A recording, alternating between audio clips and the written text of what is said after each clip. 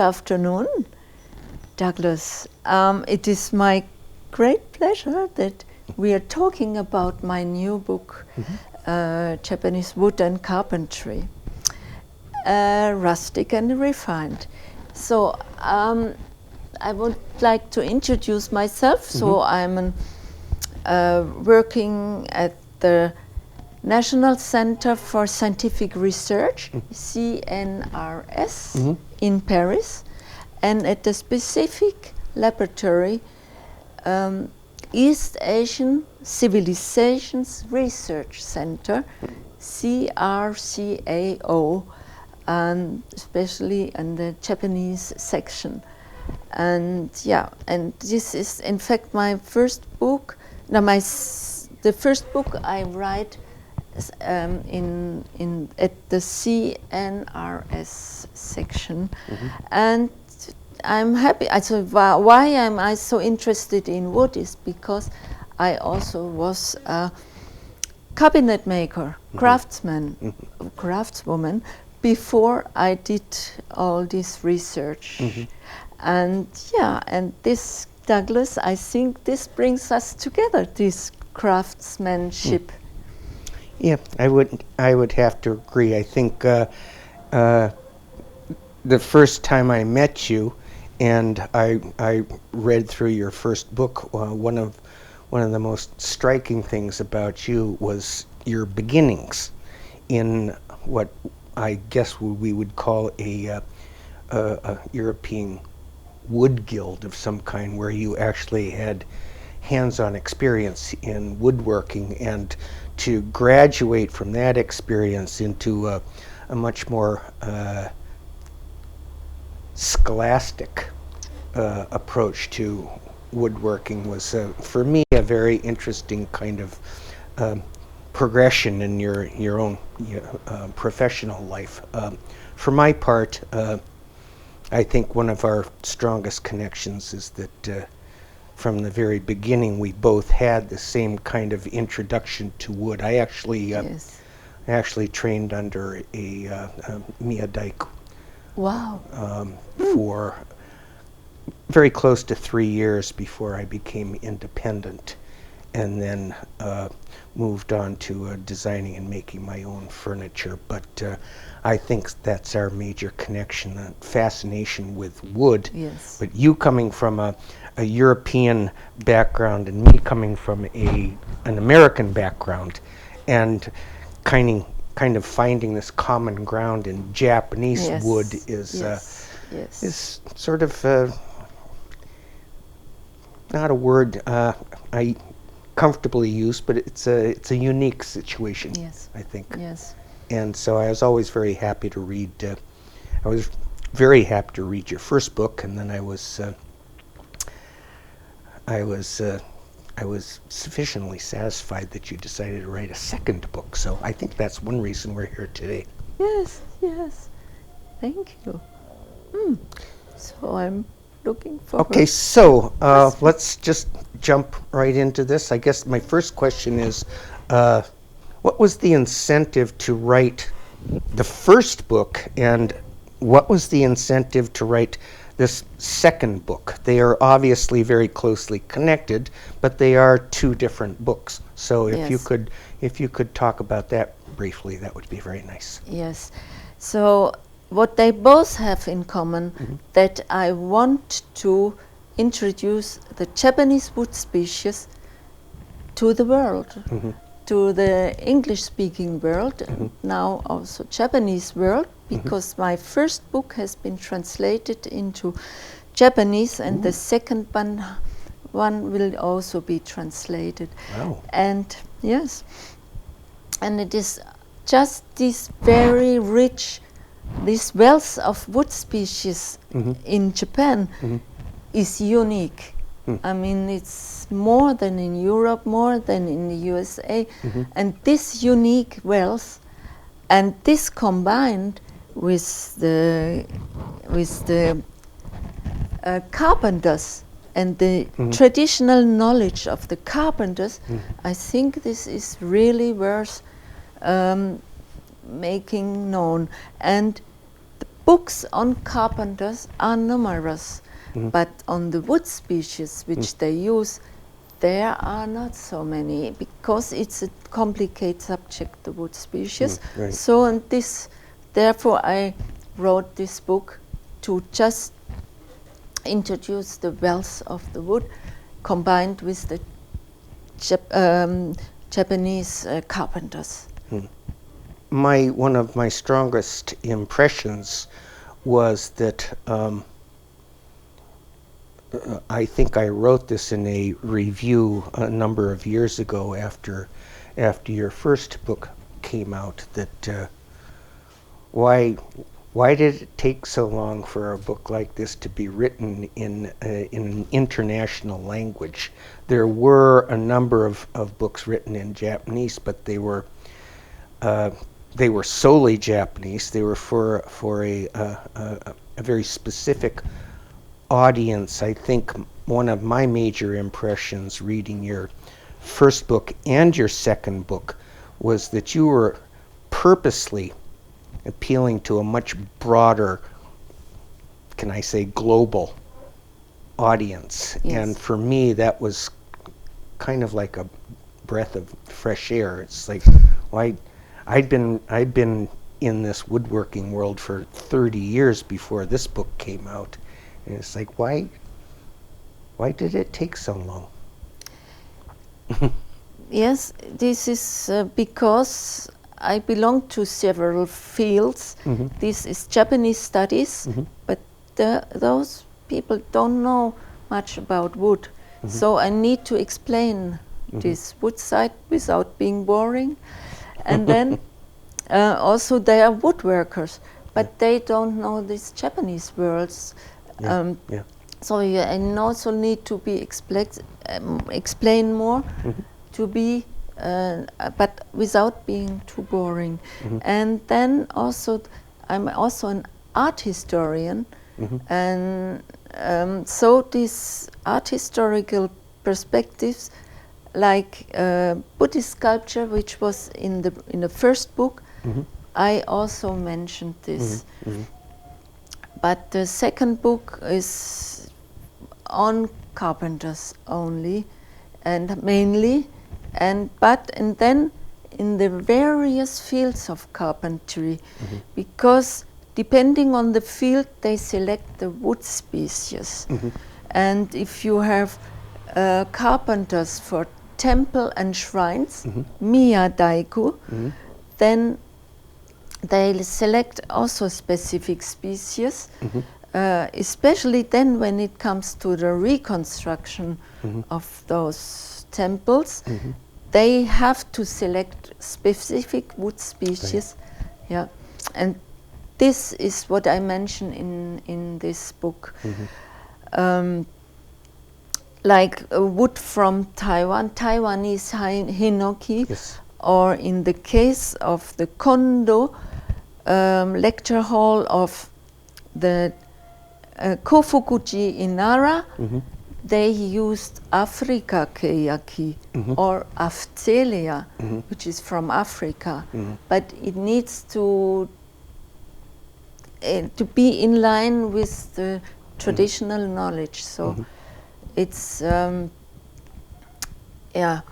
it's this traditional knowledge which I just put in line with the wood species used by these carpenters.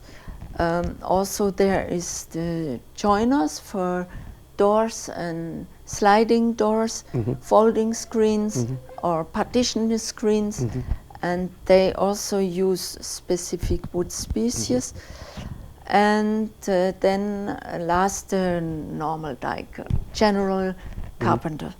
And then also like this Machia is also part of the world of the general carpenters, and they have also specific woods they select, and this is also written in this book. Can you relatively easily explain the difference between your first book and your second book. Obviously, for me, they can both work completely independently, but they also happen to provide a very nice kind of symbiosis or partnership where the combination of your first book and your second book work as partners to expand the general reader's appreciation of Japanese wood. How did that happen? Book number one, and then the progression to book number two.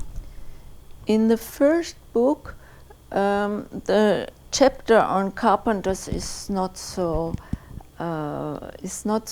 extended. Just one little chapter, and and it needed to be deepened.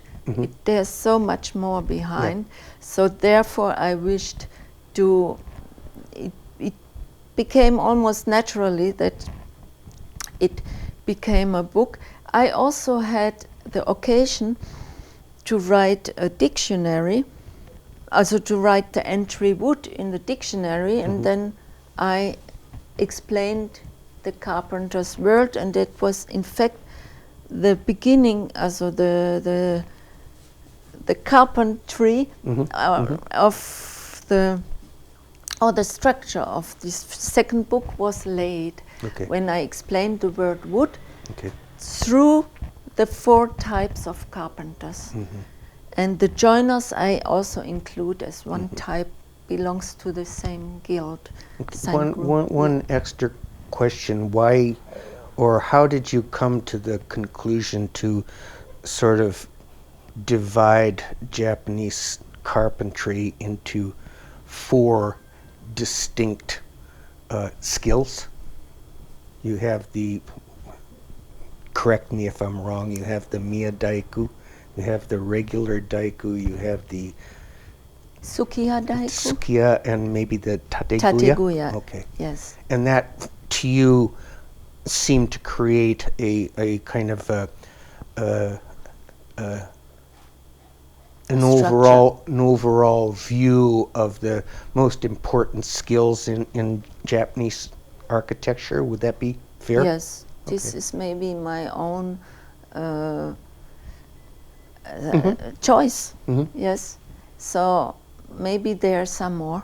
And well, no, I wouldn't disagree with you. I was just I was curious about how you came to that conclusion. It works very nicely in the book because it does divide the probably the most important skills in Japanese woodworking, or at least Japanese architecture, into how shall I say this, more easily recognizable skills that are sufficiently differentiated from each other.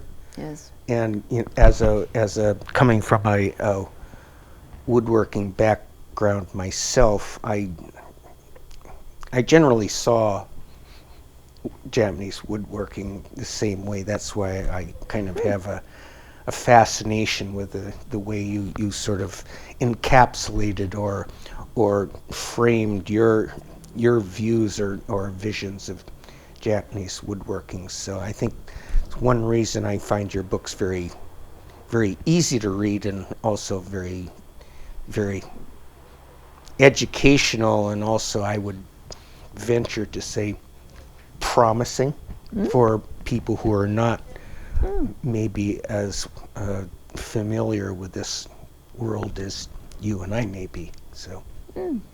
Yeah, thank you.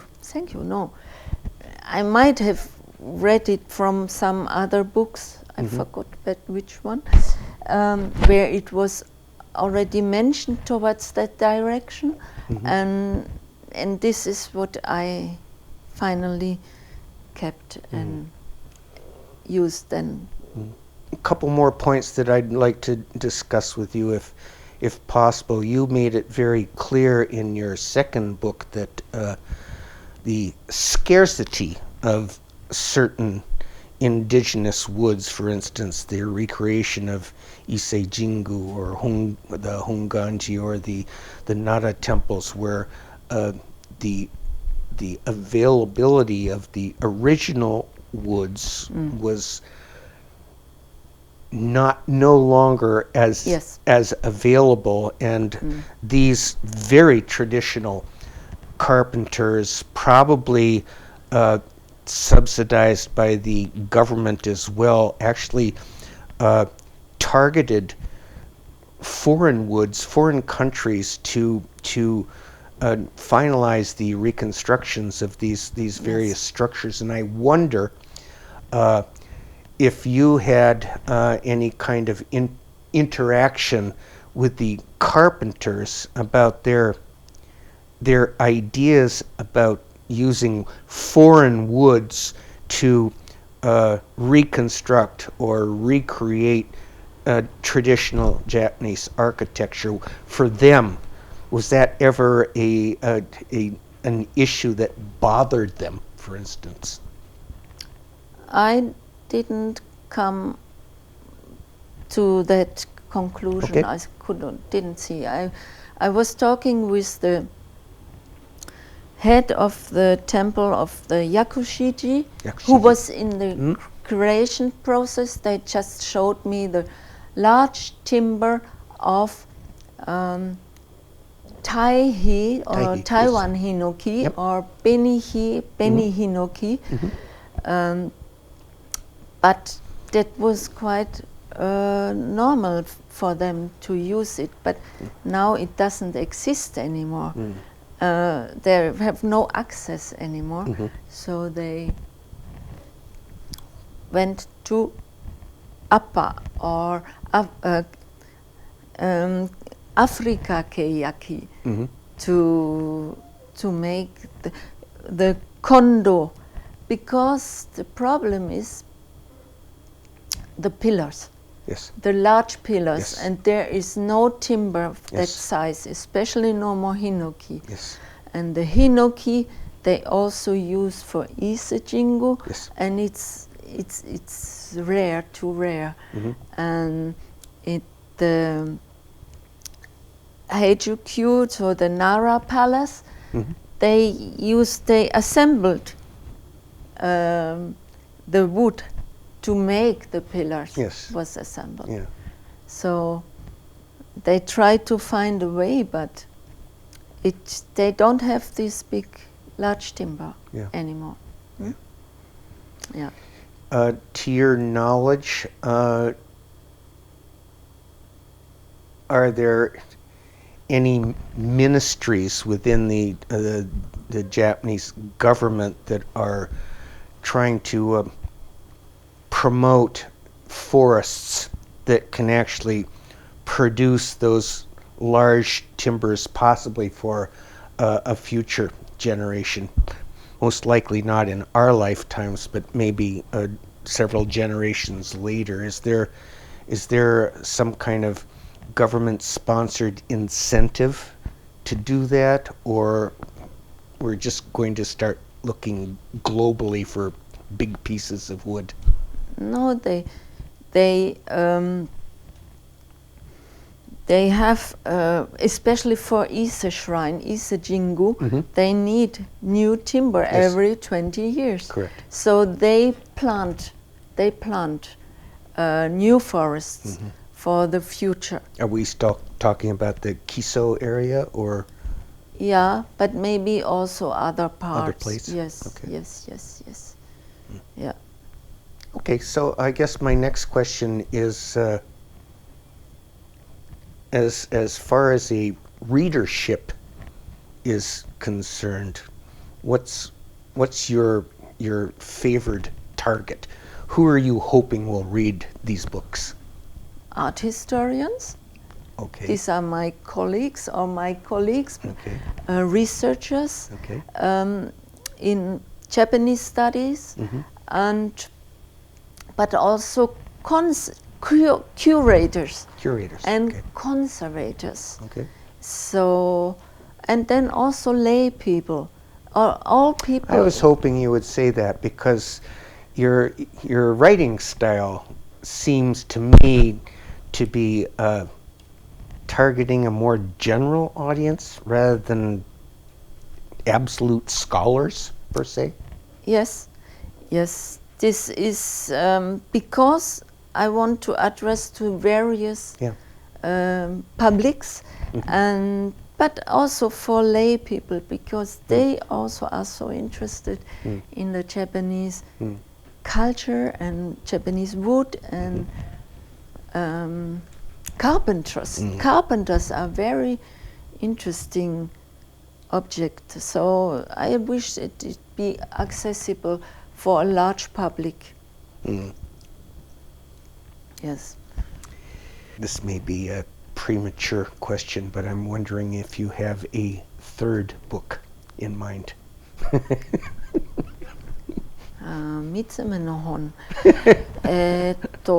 Yes, good it for is completely in my mind. Okay. My next, also my third book, will be on Buddhist sculpture of Japanese and Chinese Buddhist sculpture, the wood of Chinese or religious sculpture of Japan and China. Okay, so As you Buddhist. You might be speaking of, for instance, correct me if I'm wrong, various varieties of hinoki, kusunoki, camphor. What else would be in that category? Would And in Japan or in China? Well, give me the long version. Okay, in China. Okay. It's China because China nobody knows. It's unknown. Okay. It's Paulovnia, Kiri. Ooh. Yes. And Salix, Yanagi. Wow. Yanagi. Yanagi. Yeah. Willow. And lime, linden. Linden. Bodaiju. Bodaiju, Of yeah. course, if you see the shape of the leaves with the real Bodaiju, Ficus religiosa, it's quite similar. Therefore, maybe it's called Bodaiju. And this is in the case of China. There's also some poplar. And in the case of Japan is hinoki, kaya. Yeah, that's a It's complete completely evolution. different. Yeah. Yes, it's kaya. It's Japanese nutmeg. Nutmeg. Yeah. And what else is the camphor? Camphor. Wood? Yes. Camphor, kusunoki. Yeah. Yeah, and then maybe in local areas they also use other local species. And then also I mentioned the trees for Shinto sculpture and for Taoist sculpture, and there are also other trees. If you were to research and decide to write a book on that, would you include the, for instance, examples of, I think, what's called ichiboku, statues that are made from a single piece of wood, and then later on from the Kamakura period, the yosegi kind of constructions where they could actually produce much more elaborate and bigger statues. sculptures. Yes. Okay. Yeah, and then, but also in China, where they mostly use ichiboku, and then hollow out the back. Right. Uchiguri. Yes. And yes, I will also mention that. It's also, but it will be the next book. Well, I'm glad to hear you intend to continue this. One thing that I found very satisfying about both of these books is probably courtesy of your publisher, is that you maintain the same format. And I think that's very useful because it looks good on a bookshelf.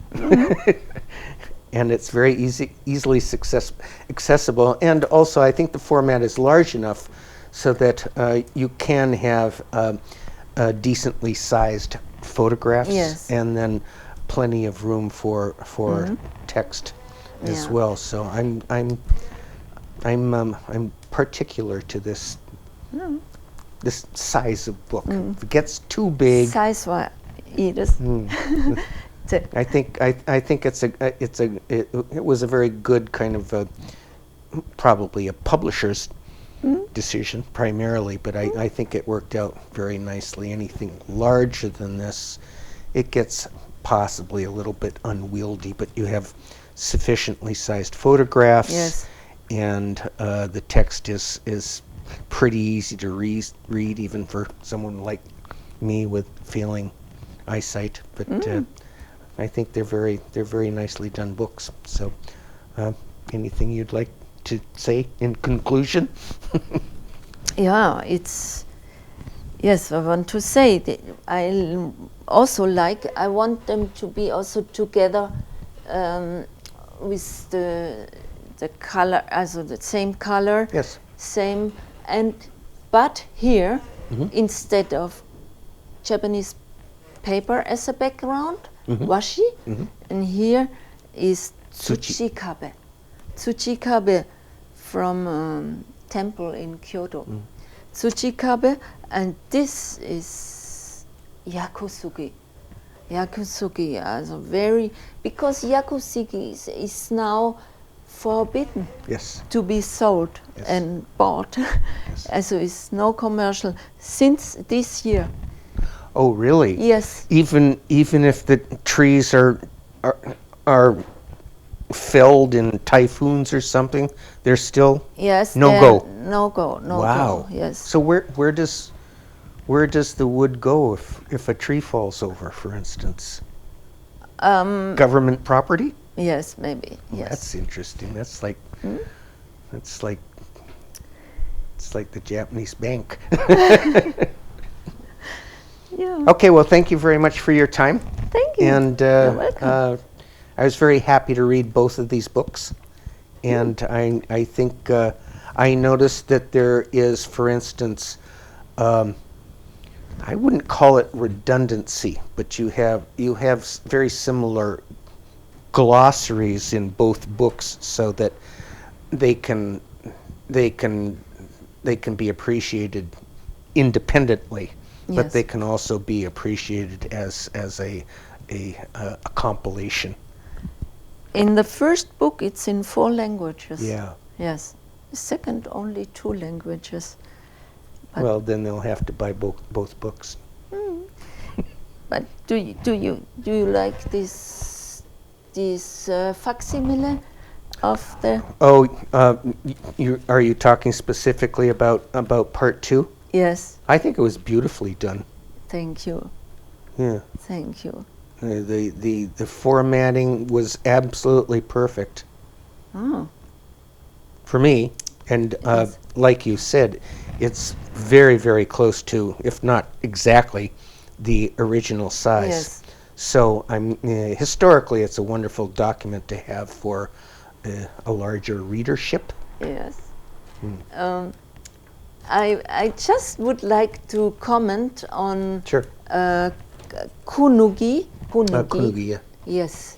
And there was this one word, ryotsuke. Ryosuke, yeah. Ryotsuke. This is a word I never found in any dictionary. And so, what did I do? I was a little bit lost. And then I had the French, Ryosuke. it's a 1878 French Flanzu Pambaku, French World Exhibition, the catalog, and it writes not Ryotsuke, it writes Shimotsuke and Kotsuke. So I found out that it means the Bose-tsuke, Ryotsuke. Oh, so it's basically 2 very similar varieties of the same wood. Is that what It's no tsuke. Tsuke is province. No, the Oh. province Kotsuke, because all the distributions are written Oh, okay. in provinces. So it's like the So- derivation of the species, where it came from. Yeah. Yeah. Yeah. It means it comes from Kotsuke Han and Kotsuke Han and Shimotsuke Han. And in the French wrote Kotsuke and Shimotsuke, but the Japanese write Ryotsuke. Shortcut. A shortcut. And this was a real challenge to find out. I think it was a really intelligent decision to add this. It's completely kind of a historical. It's almost like an appendix, but because it's so extensive, I think it's a really wonderful addition to the book. So I think a lot of people besides myself will be happy with this. So. Yeah. Anyway, it was absolutely chance that I found it. I found it in Paris. This book at the old book fair, and in Paris, and they had this book, and I didn't know what it was, and it was just it showed all these tree species. I thought, oh, that's interesting, and with the translation, I discovered slowly where the book came from. Did the bookseller know what they had? No. Yeah. Nobody knows. Also, the book buyer didn't know. Well, lucky you. Yes, it's a good chance. Maybe the book knew that I was going to write this book and said, "Okay, I want to be bought there by you her." Go. Now you're talking about truth, what we call serendipity. Very good luck. Yes. Yeah. Okay, well, thank you very much for your time. Yeah, and thank you very much. Thank you very much. My pleasure. Yes.